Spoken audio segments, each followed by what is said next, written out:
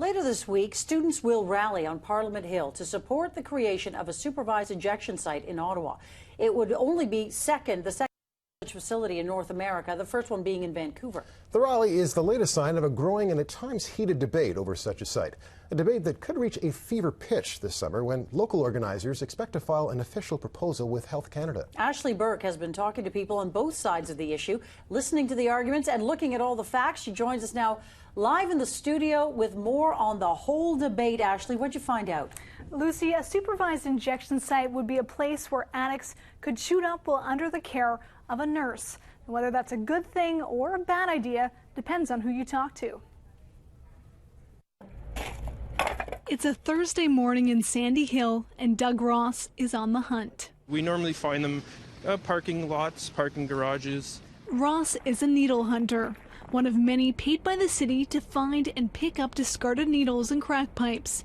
And there have been more than enough to keep them busy. In 2006, 8 years ago, the hunters picked up about 1,400 needles. Last year, that number skyrocketed to nearly 8,000. And it's not just a downtown problem.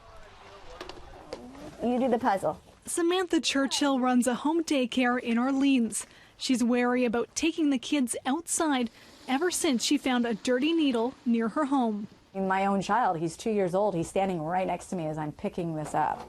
I mean, that's terrifying. The reason people throw their needles away is because they don't want to be caught carrying dirty needles. Dr. Mark Tyndall is the head of the infectious diseases unit at the Ottawa Hospital and a key player in an effort to open a supervised injection site in Ottawa. This is a mock site that we had set up just to demonstrate to people what it might look like. It's just some booths where people can have a clean area to inject. As long as there's situations where people are having to inject very quickly in dangerous situations, they're likely to throw their needles away.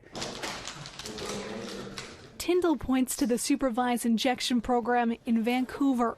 Insight started more than 10 years ago and has been studied vigorously by dozens of researchers, including Tyndall. Nobody overdosed there. HIV and hepatitis C rates have gone down substantially. Sean LeBlanc is a recovered addict who works with Tyndall and says he could have used a supervised injection site. I did use every bathroom downtown. Another place I would use all the time would be the University of Ottawa going up there. And, you know, it wasn't safe. I overdosed a couple of times up there. But Ottawa Police Inspector Chris Rayom has done his own research and has a very different story. Rayom flew out to Vancouver twice to ride around with beat cops. He believes Insight has actually attracted crime. They need to do crime to get these drugs.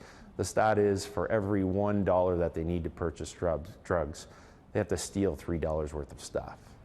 Ottawa's mayor is backing up that point of view. If I'm not prepared to put it in my neighborhood, then I'm not going to give a sign off to someone to put it in another neighborhood. As for Samantha Churchill, she doubts a supervised injection site downtown will help her problems out in Orleans. It's only going to take one to cause damage and do something to my own kid or a kid that I look after. It's only just one. The team working on the proposal for a supervised injection site is aiming to submit it to Health Canada by the summer.